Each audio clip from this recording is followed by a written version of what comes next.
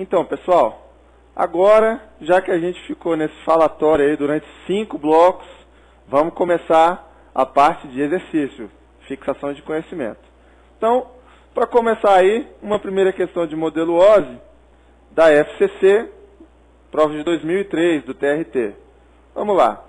As camadas do modelo de referência OSI que não estão presentes no TCP/IP são, aí ele te dá 5 opções. Então, primeiro de tudo, vamos raciocinar. Camadas que não fazem parte do modelo TCP/IP. Lembre-se, ele agrupa em cima e ele agrupa embaixo. As camadas do meio permanecem. Então, as 3 camadas de cima do OSI, que são aplicação, apresentação e sessão, são equivalentes à camada de aplicação TCP/IP. E as 2 camadas embaixo, camada física e camada de enlace no modelo OSI, e a camada de acesso à rede, de acesso ao meio no TCP/IP, também são agrupadas. Camada de rede e camada de transporte têm equivalentes aí nos 2 modelos. Então vamos lá. Dito isso, primeira opção, aplicação e apresentação. Errado, né, pessoal? A camada de aplicação tem nos 2 modelos. No modelo TCP/IP, ela vai englobar as 3 camadas de cima, inclusive a de apresentação. Está errado isso aí. Camada B, enlace de dados e física. Na verdade, alguns autores chamam, né, a camada de rede do TCP/IP como camada de enlace de dados também. Então, essa questão está errada. Letra C, apresentação e sessão. Legal. É isso aí, pessoal. Lembra? Apresentação e sessão não existem no modelo TCP/IP. Elas são atendidas pela aplicação. Rede, como eu comentei na opção D aí, você tem rede e enlace. A camada de rede você tem correlação direta, né? Que seria a camada de Internet Work. E letra E, o que está errado aí? Camada de transporte, né, pessoal? Camada de transporte você tem, inclusive, com o mesmo nome nos 2 modelos. Então, o gabarito da nossa questão aí da FCC seria a letra C, de casa. Falando um pouquinho dos equipamentos de rede que a gente conversou, lembram? Então, vamos lá. Primeiro, CESP 2006. A evolução dos equipamentos de rede, juntamente com fatores ligados ao mercado, tem proporcionado o surgimento de equipamentos do tipo switch com diferentes funcionalidades. Assim, um switch de camada 2 realiza funções semelhantes às de um roteador, enquanto um switch de camada 3 realiza as funções de uma bridge. Então, vamos lá, pessoal. A questão se divide em 2 partes. CESP costuma fazer muito isso, atenção. Ele dá uma introdução muito grande para te cobrar o conteúdo um pouco depois. Você pode ver que a questão tem, né, uma parte praticamente de enunciado aí. Ele está te dizendo o óbvio, que a evolução dos equipamentos de rede, juntamente com os fatores ligados ao mercado, tem proporcionado o surgimento de equipamentos do tipo switch com diferentes funcionalidades. Tá certo, né? Até aí tá tudo bem, tá tudo tranquilo. Aí ele começa a querer saber se você realmente conhece a rede. Então vamos lá. Um switch de camada 2 realiza funções semelhantes a de um roteador. Lembrem, pessoal, o que o roteador faz? A gente vai aprender mais para frente. Roteador faz roteamento, né? Faz rotas de pacotes IP. Pacote IP, camada de rede. Camada 3. Então, o switch de camada 2 é o que a gente chamou lá naquelas nomenclaturas de switch de verdade, que é o switch clássico, né? Ele trabalha com endereços MAC, camada de enlace, camada 2, não camada 3. Então, o roteador faz funções de camada 3. Essa parte da questão está errada. E, outra parte, switch de camada 3 realiza funções de uma bridge. Ele inverteu também o conceito, está vendo? Camada 3, ele vai realizar as funções de roteador. Se ele tivesse, né, não invertido os conceitos aqui, a questão estaria correta. Mas aqui ele trocou propositalmente para saber se você está raciocinando. Então, pessoal, não precisa decorar, é só se lembrar. Switch normal, camada 2, endereços MAC. Switch, camada 3, função de roteador, endereço IP. Ok? Seguindo aí, STJ 2004. Um switch é um repetidor multiporta. Sua principal função é o envio e o recebimento, com base em informações do pacote IP, de quadros de camada 2. A segunda parte da questão está correta. Ó. A função realmente é o envio e recebimento, com base em informações do pacote IP. Só que o switch não é um repetidor multiporta. O switch é um equipamento do tipo comutador, que vocês vão ver aí no gabarito de baixo. Tá? Switch ele vai trafegar dados, lembre-se, apenas para a porta onde o destinatário está.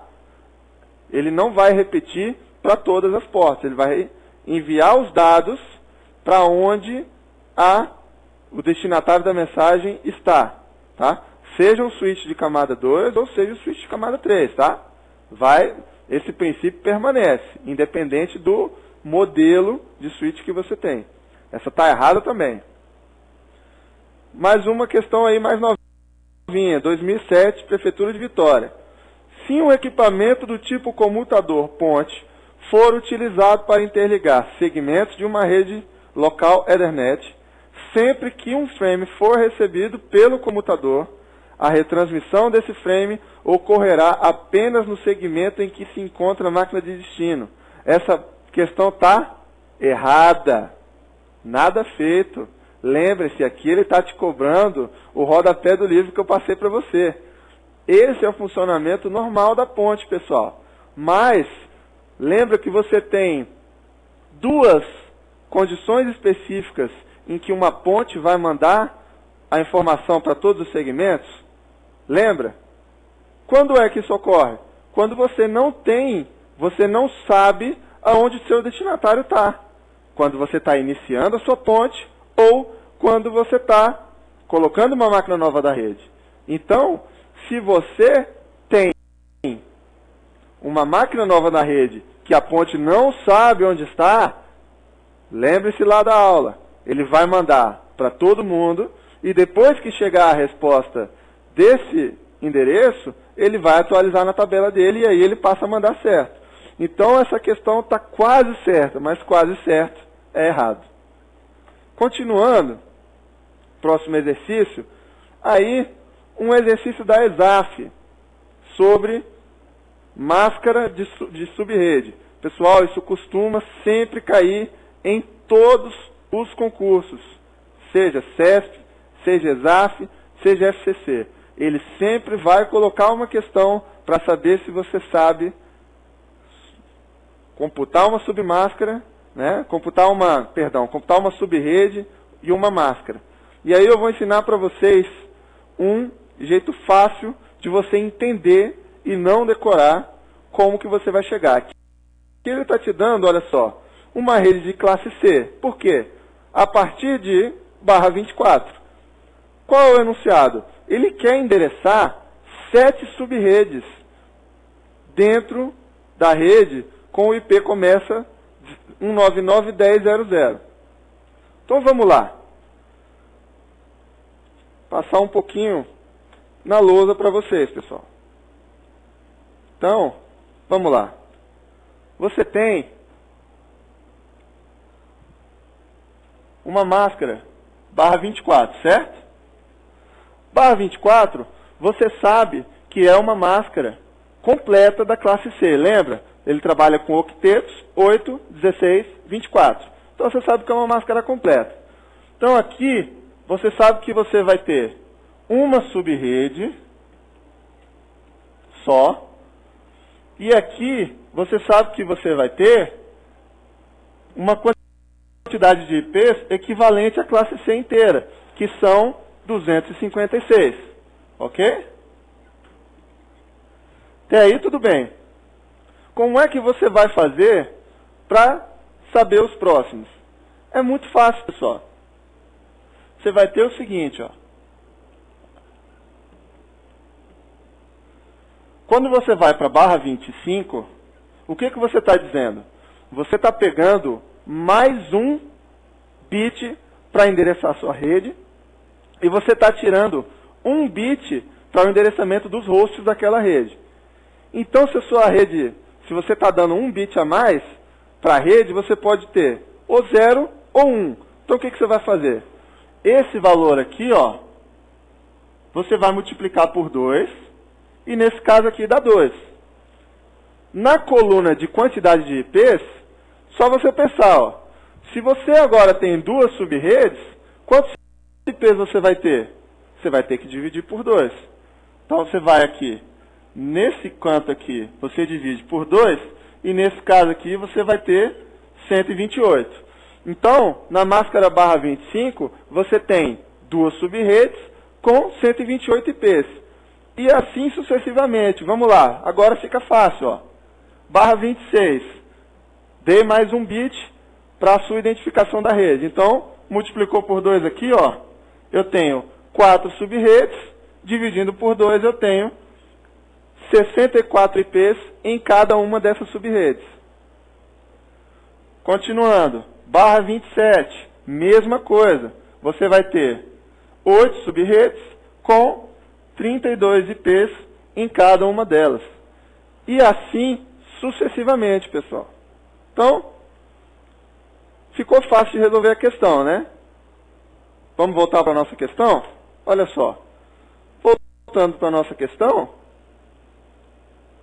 você tem a necessidade de 7 sub-redes. Então, voltando. Com barra 24 eu tenho uma sub-rede, com barra 25, 2, com barra 26, 4, e com barra 27, 8 sub-redes. Se eu preciso endereçar 7, o gabarito é letra D, ok? Continuando os exercícios aí, você tem um exercício do Senado, questão recém-saída do forno aí, né, 2008. Mesma coisa de sub-rede, pessoal. Ele diz o seguinte, os endereços IPs da figura que você está vendo aí, estão todos na mesma sub-rede, e foi atribuída uma só faixa de endereçamento. Duas máscaras que essa sub-rede deve usar são, aqui é o seguinte, você tem todas as redes mudando, todos os IPs dos nós da rede mudando só o último número, então você tem aí, né, você supõe que tem uma sub-rede classe C, e com a sub-rede classe C, você já pode descartar as máscaras das letras B de bola e D de dado. Por quê? 255.255.00 é classe B. Tá? Você está supondo aí, pelo enunciado, que ele está se referindo à classe C. A questão não foi tão bem redigida assim. Mas vamos lá, vamos analisar. Lembram, pessoal, do quadro que eu fiz agora há pouco? Uma das redes, né, quando você tem uma faixa só de endereçamento, a resposta 255.255.255.0 está sempre correta. Tá? Você vai ter todos esses IPs aí numa faixa só. E aí, você vai ter que saber a teoria da sua máscara. Então, você tem a primeira máscara, quando você seta o barra 25 lá, lembra que você dá um bit a mais, vai ser 255.255.255, 128. E aí você vai ter duas sub-redes. Uma sub-rede que vai de 0 a 127 e uma outra sub-rede que vai de 128 a 255. Tá? O IP, o primeiro IP aqui é 132 e o último é final 173. Uma sub-rede dessa atenderia, mas eu não tenho nenhuma opção que tenha essa sub-rede. Então vamos em frente. Próximo bit, barra 26, 128 mais 64, vai dar o quê? 255.255.255.192. Nesse caso, lembra lá, nós vamos ter 4 sub-redes de 64 IPs cada. Então eu tenho de 0 a 63 uma sub-rede, de 64 a 127 outra, de 128 a 191 outra, e de 192 até 255 outra. Tá bem? Até aí tudo certo. Se eu tenho de 128 a 192 de uma rede, essa resposta me atende, não atende? Atende, legal. Eu tenho 4 sub-redes. E aí? Por enquanto a letra A está certa. Vamos ver se o 224 ali está errado na letra C? Se você colocar mais um bit, você vai ter 8 sub-redes de 32 IPs cada, lembra? Você multiplica por 2 a quantidade de sub-rede e divide por 2 a quantidade de IPs em cada sub-rede. Se você considerar que eu tenho no máximo 32 IPs numa sub-rede, os 132 e o 173 não podem estar na mesma sub-rede, certo? Certo. Então, 224 já não te serve. Se 224 já não te serve, 240 menos ainda. Então você pode ter certeza que a letra C e E estão erradas e o gabarito é a letra A. Continuando, falando agora um pouquinho de TCP/IP. Ele vai estar falando de classes de endereço no primeiro exercício, STF 2008.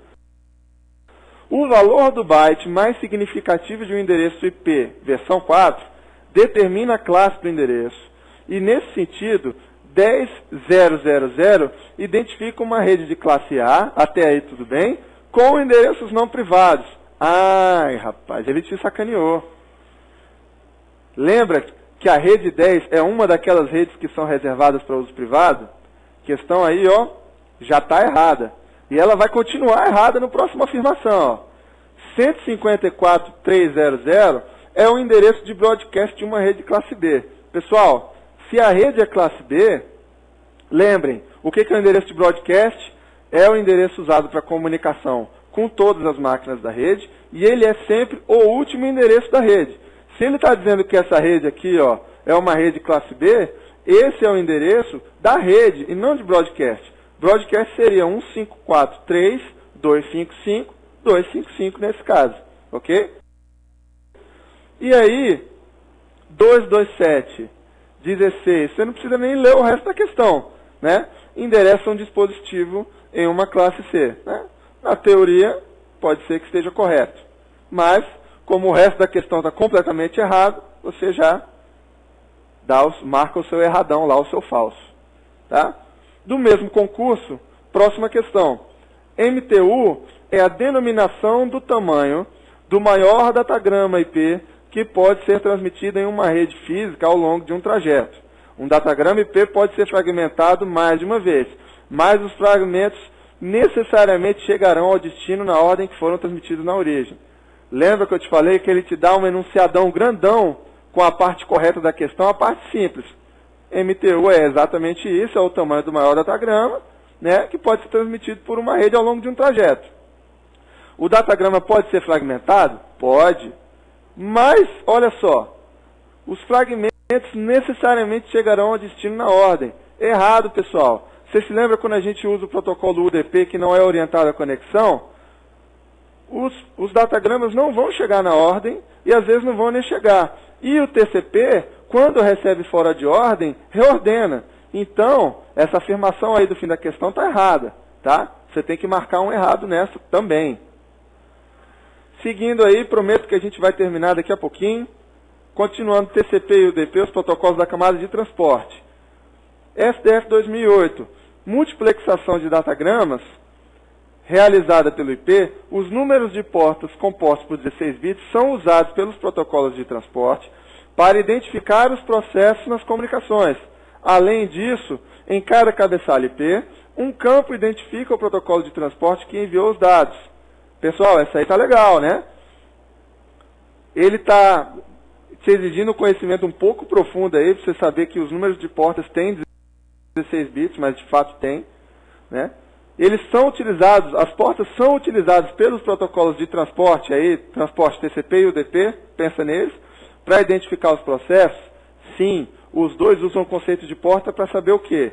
Qual a aplicação que está usando aquela porta, que está, né, dentro daquele host, qual é a aplicação? Exatamente isso. Cada cabeçalho IP, um campo identifica o protocolo de transporte. Você tem mesmo, lá no datagrama IP, uma opção para colocar o protocolo de transporte, ok? 99.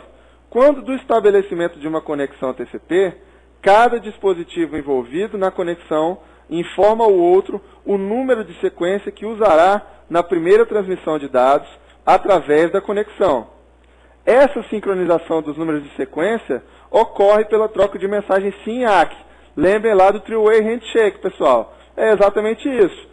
Você manda um SYN, o destino devolve um ACK e um SYN dele, e você devolve um ACK e você tem a sua conexão estabelecida. Questão correta. Próxima questão, UDP. Diz o seguinte, protocolo UDP é um protocolo que não estabelece conexões antes de enviar dados, ok. Não envia mensagem de reconhecimento ao receber dados, ok. Não controla congestionamento, beleza. Garante que os dados sejam recebidos na ordem em que foram enviados, não. Lembre-se, com o UDP, datagramas podem chegar em ordem diferente da ordem que foi enviado, tá? E ele também não detecta mensagens perdidas, como está aí no último afirmação da questão. Então essa questão está errada, tá? Falando um pouco de ICMP, IGMP e ARP, rapidinho, você tem, né? Mensagens podem ser geradas pelo protocolo ICMP quando ocorrerem problemas no processamento de datagramas. Por exemplo, uma mensagem ICMP será enviada para a máquina que originou um datagrama quando for inalcançável o destino desse datagrama. Tá certo, né, pessoal? Lembre que o ICMP é um grande reportador de erros que funciona sobre o IP, tá? Certinho. Próxima questão. Protocolo IGMP é usado para gerenciamento de conexões em grupos de broadcast. Errado, não confundam. Broadcast manda para todos os endereços da rede. IGMP é para multicast, que é quem usa os conceitos de grupos, tá? Errada. 54 da Prefeitura do Rio Branco. O protocolo ATA é responsável pela tradução de endereços da camada de enlace em endereços IP e vice-versa. Não, pessoal. Ele está te dando o conceito ao contrário. O ARP faz a tradução de endereços IP em endereços da camada de enlace. E quem faz vice-versa é o RARP, que é um outro protocolo que se baseia no mesmo sentido. A questão está errada também, tá? Próxima questão. No modelo OSI da ISO, o protocolo RARP é um exemplo de protocolo da camada de transporte. Errado, né, pessoal? Camadas de transporte são TCP e UDP. O ARP vai fazer resolução de endereço. Ele vai trabalhar na camada 2, ok? Camada de enlace de dados. Mesma coisa com o RARP. Para finalizar, questõezinhas da Petrobras do ano de 2007. A camada de aplicação na arquitetura TCP/IP é responsável por funções idênticas à das 3 camadas mais altas da arquitetura OSI. É isso aí, né, pessoal? Lembre-se que a camada de aplicação TCP/IP engloba as 3 camadas superiores do modelo OSI. Exatamente isso, está certinha. A camada de Internet Working no TCP/IP seria a camada de rede no modelo OSI. Lembre-se disso. Utiliza comutação de pacotes sendo orientada à conexão. Errado, pessoal. Lembre-se, camada de rede, protocolo IP. Protocolo IP provém endereçamento. Não é orientada à conexão, ok? A camada de transporte engloba serviços orientados à conexão, oferecidos pelo protocolo UDP e não orientados à conexão, providos pelo TCP. É o contrário, né, pessoal? O UDP é que não é orientado à conexão. O TCP vai te prover uma confiabilidade, né, reordenamento de pacotes, controle de fluxo e controle de erro. Ele inverteu os conceitos aí para te confundir. Questão errada. E o último, a camada mais baixa da arquitetura TCP/IP reúne as funções da camada física e de enlace da arquitetura OSI, definindo explicitamente os protocolos a serem utilizados. Não, pessoal. Até a vírgula estava certo. Realmente a camada mais baixa da TCP/IP reúne as funções das 2 últimas camadas da arquitetura OSI, mas ela não define explicitamente os protocolos que vão ser utilizados. Tá? Os protocolos podem ser desenvolvidos, né, da forma que o fabricante entender, desde que respeite, né, os princípios do modelo. Ele não especifica realmente quais são os protocolos que vão ser utilizados. Esse é o fim da segunda aula. Obrigado pela sua companhia e eu aguardo vocês na próxima aula, quando a gente vai falar de roteadores e de redes de longa distância.